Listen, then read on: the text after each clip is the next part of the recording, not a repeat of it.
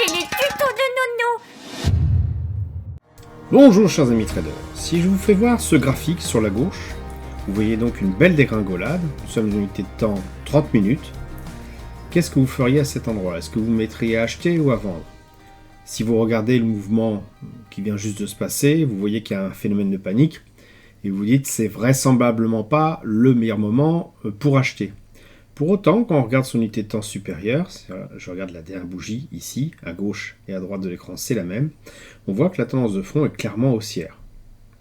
Donc cette phase de baisse rapide nous laisse à penser, nous laisse à hésiter. Il dit attention, cette hausse-là qui monte depuis un petit moment, elle va sans doute s'essouffler, c'est la fin.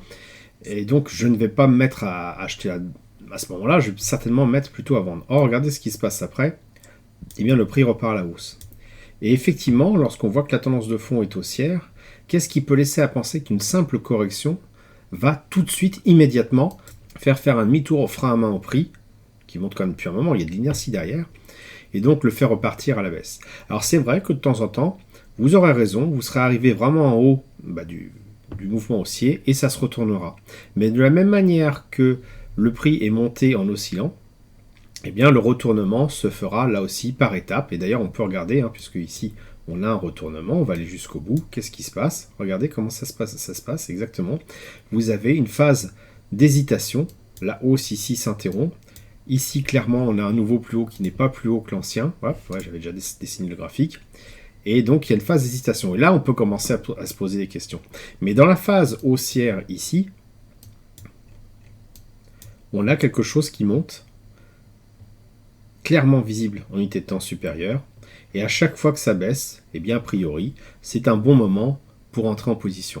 Alors ça peut paraître contre-intuitif, mais en fait ce qui se passe, c'est qu'ici, vous avez un mouvement qui est inclus dans un autre mouvement. Ici c'est le train qui va, je dis n'importe quoi, de Rennes à Paris, et ici vous avez une mouche dans le train. Et la mouche, elle reste pas en place, on essaie de l'écraser, donc elle se bouge, elle n'arrête pas d'osciller. Et ce que font la plupart du gens, peut-être par souci d'action, ou tout simplement par manque de patience, eh bien c'est de trader les mouvements de mouche, plutôt que de regarder ce que fait finalement le train, et peut-être d'attendre que la mouche soit au plus bas dans le mouvement haussier, pour essayer de la choper et la faire partir à la hausse.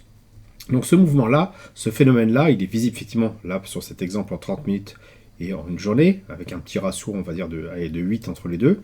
Si je m'amuse à trader en secondes, bon, c'est même complètement débile, allez, on va prendre 30 secondes, et je multiplie par 8, ça fait à peu près, on va mettre 10 minutes. On va retrouver le même phénomène. Donc sur ce mouvement-là, par exemple, qui est, alors c'est peut-être pas le meilleur mouvement, là on a un mouvement de train qui est particulièrement baissier, je vais essayer de le retrouver ici, bon, il est là.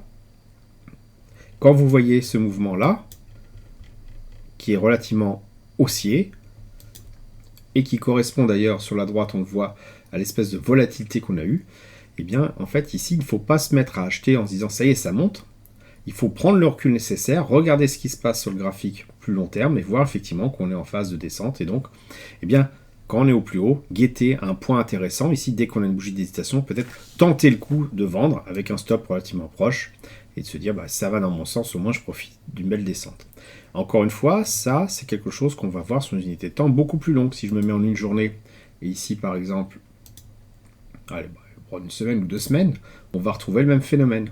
On voit un mouvement de fond haussier ici, hop, donc si je me trace ici, on voit une hésitation qui correspond à cette zone-là. Et dans la baisse que l'on voit là, c'est pas une raison pour se mettre à vendre, tout simplement parce que la tendance de fond reste haussière. Il y a un moment, effectivement, où ça va arriver tout en haut et on va se retourner. Mais quand ça arrivera, ce qui n'est même pas le cas ici, parce qu'ici on a une correction, mais pour autant le mouvement est tout en haussier, quand vraiment le mouvement se mettra à baisser, ce qui n'est pas encore arrivé aujourd'hui, eh bien il y aura une grosse phase d'hésitation, ce que nous rencontrons en ce moment actuellement sur le DAX. Et là, en phase d'hésitation, dans la mesure où le momentum, le train, vous ne savez pas où il allait, il fait de l'avant-arrière dans la gare, eh bien vous ne tradez tout simplement pas. Il faut garder cette optique-là justement de l'horizon long terme pour placer ses positions sur le court terme à la faveur d'un mouvement contrarien. Voilà. C'est un petit peu contre-intuitif, mais pensez vraiment toujours à la notion du train qui avance et chercher un mouvement correctif au sein du mouvement du train, un mouvement correctif de la mouche au sein du mouvement plus long terme du train qui, de toute façon, c'est lui qui vous permettra vraiment de gagner de l'argent, parce que si vous essayez de suivre systématiquement ce que fait la mouche, dès que ça baisse, vous vendez, ça repart à la hausse, vous rachetez, vous arrivez donc à la fin de la hausse et vous vous faites avoir à contre-pied à chaque fois, ce que j'appelle le phénomène des portes de salon. Voilà, j'espère que vous avez apprécié cette vidéo. Si c'est le cas, merci de laisser un pouce pour m'encourager à continuer. Abonnez-vous à la chaîne YouTube pour ne rater aucune nouvelle publication. Je vous dis merci et à bientôt sur le blog.